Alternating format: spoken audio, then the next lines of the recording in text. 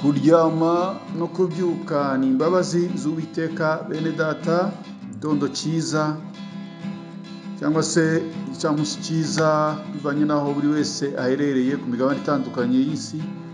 Kuri mwe mwese dufatanyije gusangira ifunguro ry'umunsi, insanganyamatsiko y'uyu munsi wo ku itariki ya mbere z'ukwezi kwa mbere umwaka wa 2025 wa gatatu iragira iti: indashima ntabwo yongerwa.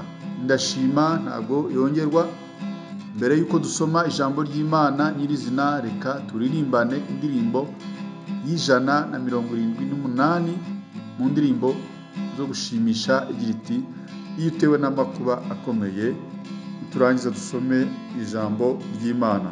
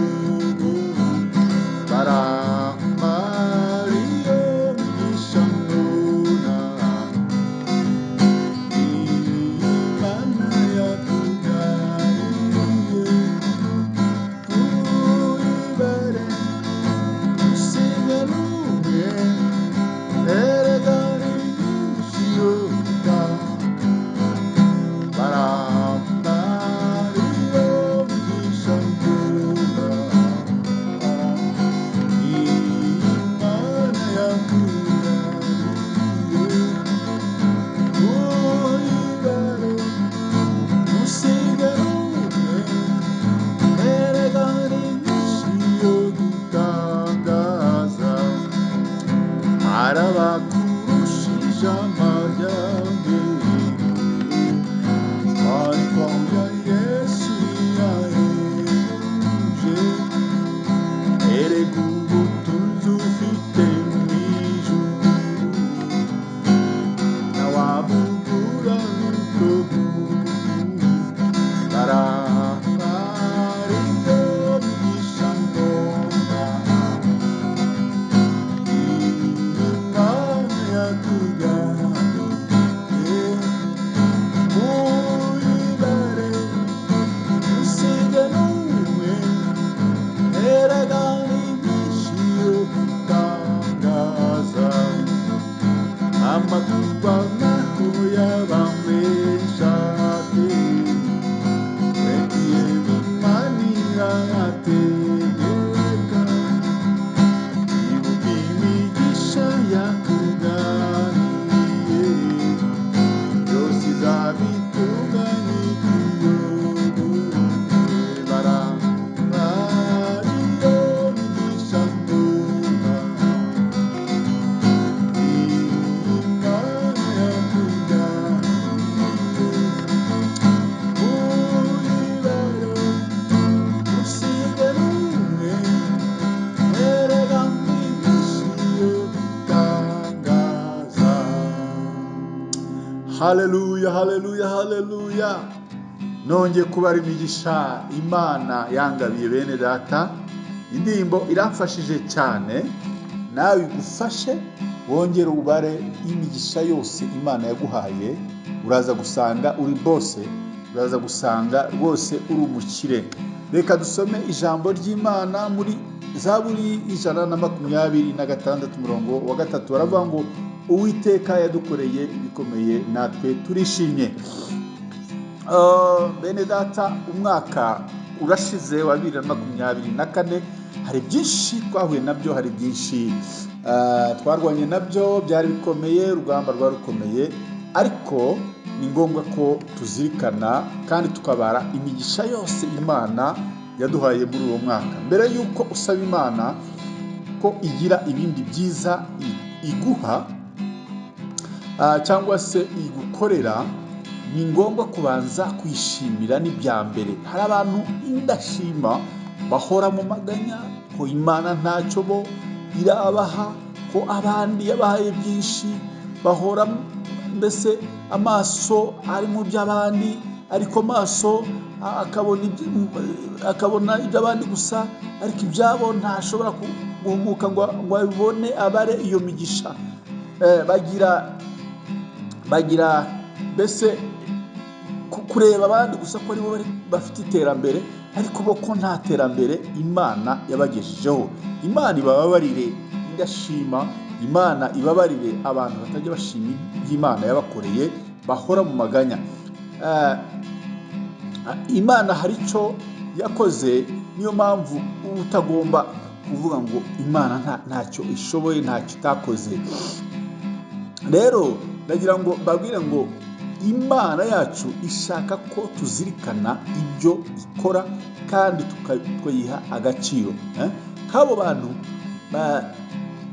bagira mbese ikintu cyo guhora bumva ko nta kintu bagira muri bo, bagahorana amaganya, mbese muri bakumva ko nta kintu bafite. Agahora yumva ko we ari umukene, ari umushomeri, ko nta kintu agira, mbese agahora atangariza abahisi n'abagenzi ko we mbese ari umukene, kandi wareba ukabona nyamara nawe hari icyo Imana yamukoreye. Imana yaba yaragize icyo imukorera, akaruca akarumira, agaceceka. Mu gitabo cy'imigani ibice 30:15 baranditse ngo umusundwe ugira abakobwa babiri bahora bavuga bati impa. Bariho ibintu bitatu bitajya, mbese bariho ibintu bitatu bitajya bihaga, ndetse ni bine bitajya bivuga biti. Hariho ibintu bitatu bitajya bihaga, ndetse ni bine bitajya bivuga biti birahagije, cyangwa se mu yandi magambo ntibishima, ntibivuga ngo merci. Hari abantu bahora bumva ko bahabwa gusa bagahora bahabwa badashobora gutanga, kandi niyo umuhaye ntashima, niyo Imana imuhaye ntashima. Mwene data, abo bantu bakunda bo guhabwa ariko bo ntibashobora gutanga, bahora muri mpa. Ariko gutanga wamubwira bagahina amaboko. Burya gutanga nyamara bihesha umugisha kuruta guhabwa. Dukwiye kugira umutima unyurwa ushima, naduke Imana ibaraduhaye, kuko hari abandi baba batabifite. Tukirinda guhora mu maganya, kuko indashima itongerwa. Imana yadukoreye rero ibikomeye umwaka ushize, ni byiza kandi byinshi.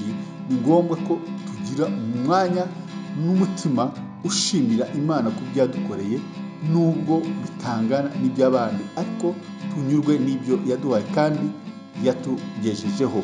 Ijambo ry'Imana ridufashe kandi tugire neza. Amena. Data, turagushimiye uburyo ki wabanye natwe umwaka ushize, warakoze, hari ibyo wadukoreye byinshi cyane. Data, turagushimiye imigisha watugejejeho, turayibaze.